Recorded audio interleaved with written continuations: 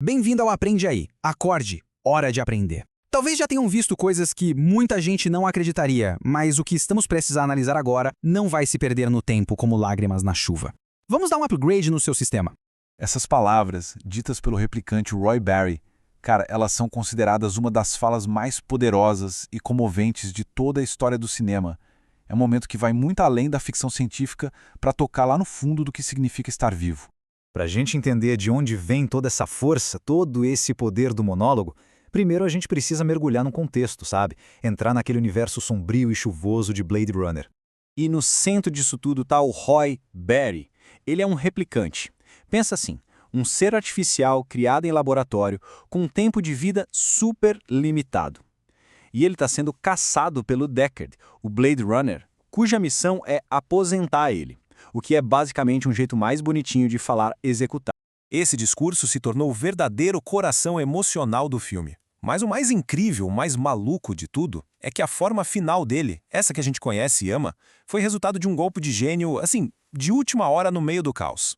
Beleza, então vamos mergulhar nisso, porque esse monólogo icônico que a gente tanto fala quase não aconteceu. A história por trás da criação dele é tão fascinante quanto o próprio filme. Imagina a cena. O Howard pega o roteiro para ler as falas e simplesmente sente que aquilo não estava certo. Não capturava a essência daquele momento, daquela despedida de um ser que estava vendo a própria vida acabar de repente.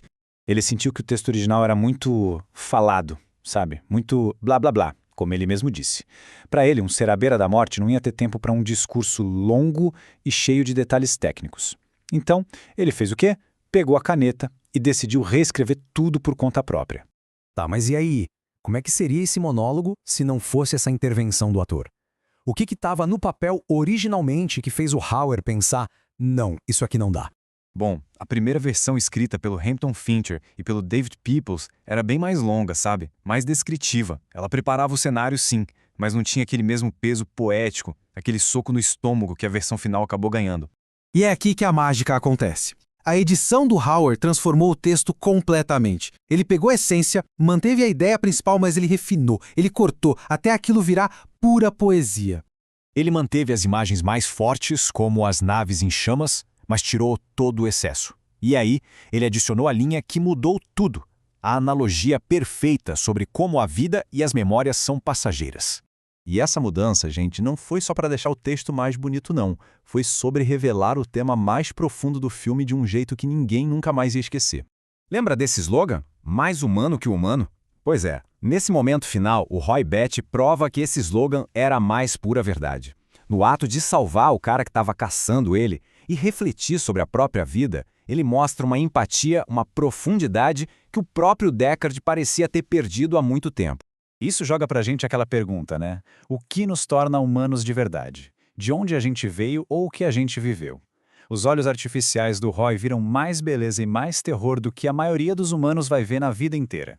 Essas imagens poéticas não são só palavras bonitas. Elas representam uma vida inteira, cheia de momentos incríveis e terríveis. São as experiências que definiram quem ele era e que agora estavam prestes a sumir para sempre. A cena foi mas tão forte, que a história que se conta é que a equipe de filmagem no set chorou. Todo mundo ali sentiu o peso daquele momento, a humanidade na performance de um personagem artificial. O diretor, Ridley Scott, ficou tão impressionado que manteve a versão do Howard sem mudar uma vírgula. Mas por mais incrível que pareça, mesmo com toda essa genialidade, Blade Runner não foi um sucesso de cara. Na verdade, foi bem o contrário.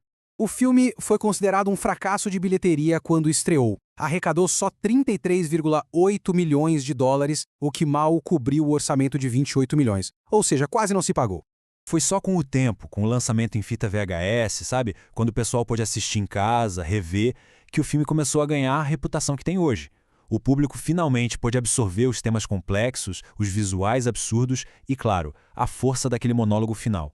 E o monólogo foi a chave para isso. Ele cimentou o legado do filme. Ele provou que a ficção científica podia sim fazer as perguntas mais profundas sobre a nossa existência e, no processo, transformou um vilão numa figura trágica e profundamente humana.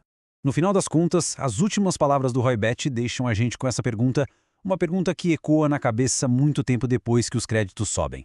É uma reflexão sobre memória, sobre empatia e, principalmente, sobre o valor de cada momento. Gostou?